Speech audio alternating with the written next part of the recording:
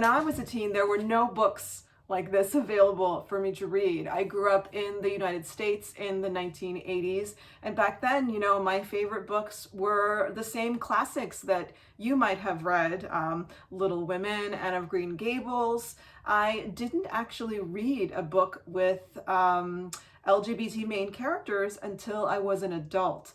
The first book I read with a lesbian main character was Tipping the Velvet by Sarah Waters. That was such an eye-opening experience for me. It was a good friend of mine who gave it to me. She took it off her bookshelf and handed it to me. I remember this moment, and she said, "I think you might like this book." And I really did. I thought it was revolutionary. I had never read a book that was so frank and exciting and loving about lesbians. So after I read that book, Tipping the Velvet, that is when I realized I too could write books about lesbians. And I haven't looked back since. So I actually didn't read any books by queer people growing up. I didn't read any queer stories in books, which is why my next book, Girl Crush, that's exactly why I wanted to write it. I wanted to write it for the girls who were looking for the queer subplots in any movie, any book that they read. Yeah, I feel like that book was missing. I feel like there was a book that was missing that shows the reality of queer love, and not queer love through the lens of a man, which is, when I did watch it in movies, that's how it was depicted. It was depicted through the lens of a man. More queer stories are being published today.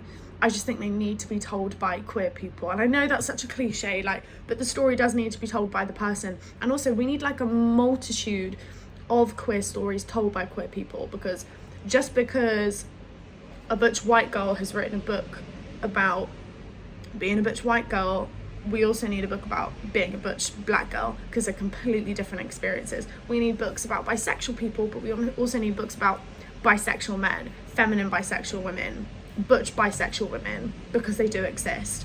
And I think if growing up I'd had access to these stories, I would have found myself in them, and I would have felt that I'm okay, and that what's going on in my head and how I'm feeling about girls is more than okay.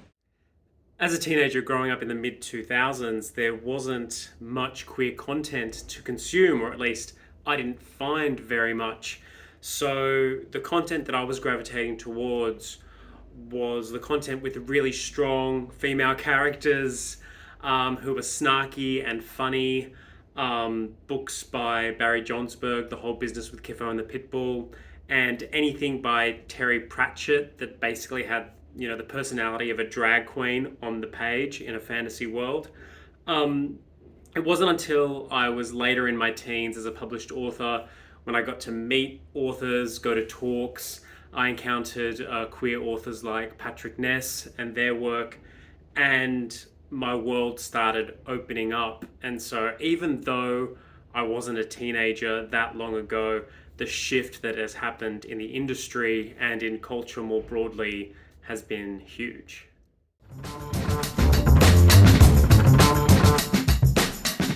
When my first novel, Ash, was published, this was back in 2009.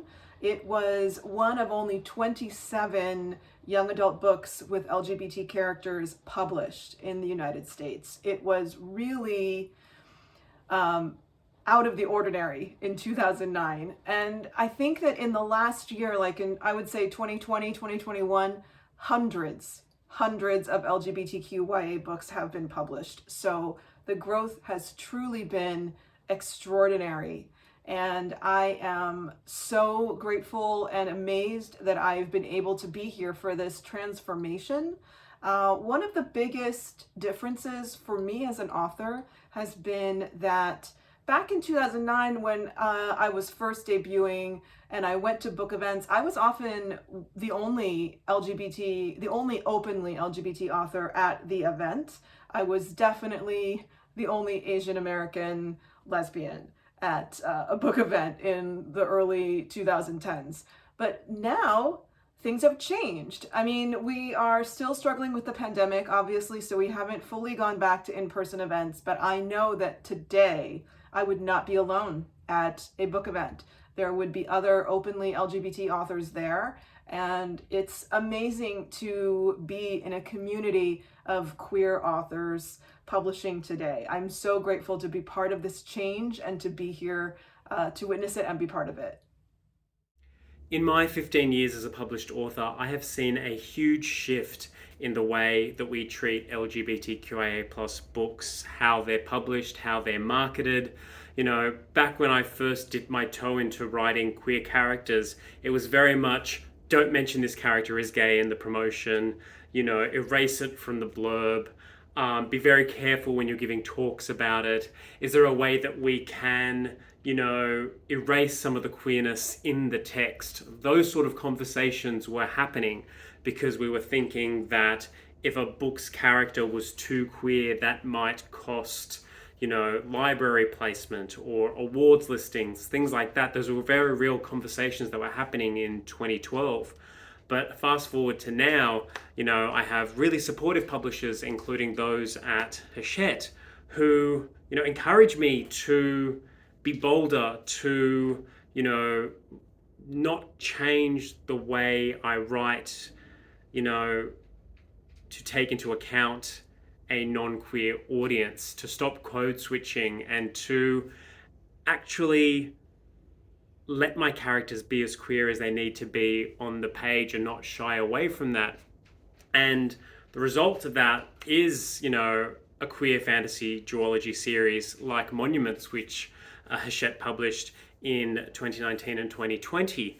And it's light and day how much things have changed and how much more freeing it is as an author. You don't realize how stifled, you know, you were by all these invisible barriers until they're just gone. Because the funny thing is, yes, there are bogeymen out there and there are sort of people who will complain about certain content, but as somebody who writes queer fiction for teenagers don't give a stuff, and in fact they want it. And whereas I had, you know, a desert when it came to sort of queer content to choose from that was targeted at me, looking at queer teenagers now, there is so much going on that they get to read, largely because, you know, there was so much queer content coming out of the US in 2015, 2016, and that sort of dragged Australia into the 2010s in a really remarkable way.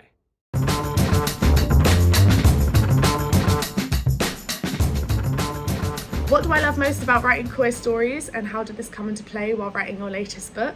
Because they don't exist really in the way that I would want to tell them. I have a very British tone, and I think I love British humour, and I wanted this to be a funny, sexy story with queer sex scenes that show the little intimate things that happen between women, and also how confusing it is to be bisexual. And I know that that's a stereotype, that when you're bi you're confused or whatever. When you're first coming out, you've got two communities that you're not really sure you're a part of, because straight people don't get it. They don't really think that you're queer because you still like men. And then so do queer people. So you're kind of between these two communities and you don't really know where you belong, and I really wanted that theme to reflect in this novel.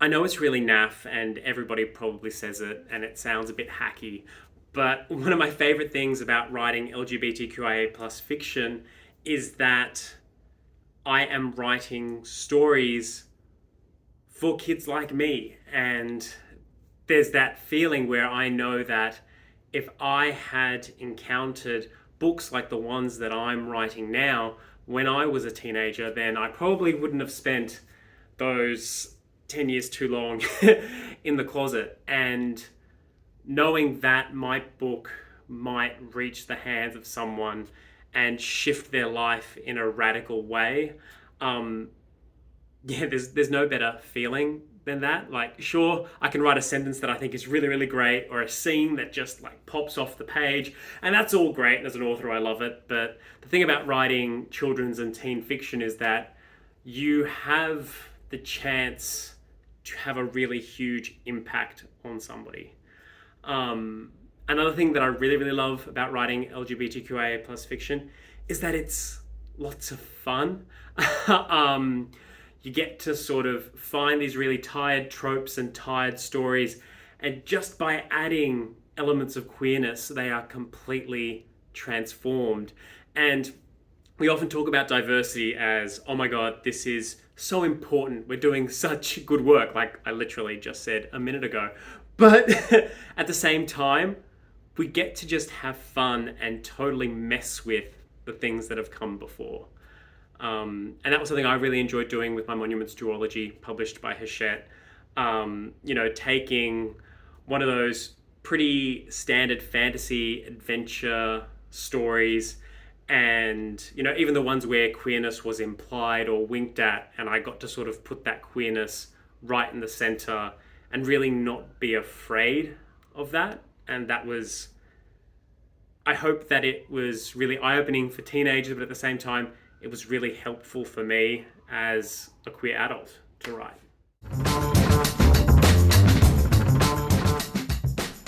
One queer author you need to add to your TBR is John Corey Whaley. He's an American Prince Award-winning author. I met him on tour and did that thing authors do where I lied and said I'd read his book when I'd really just skimmed the Wikipedia, and I was like, oh my God, it was so amazing, it was transformative, all that sort of stuff.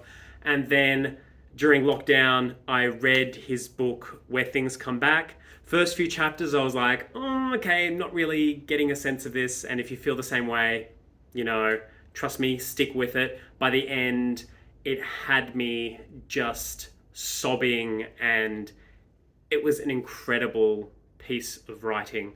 You know how we talk about books that are really timeless and they feel like the canon, and then you go and read them and it's just because there's lots of old-timey racism in it. His book has that old-timey feel, but none of that other cringy stuff. And then his follow-up books, Highly Illogical Behavior and Noggin. Noggin is being translated to TV at the moment. They are both equally impressive, so seek out his work. It is really, really worth it.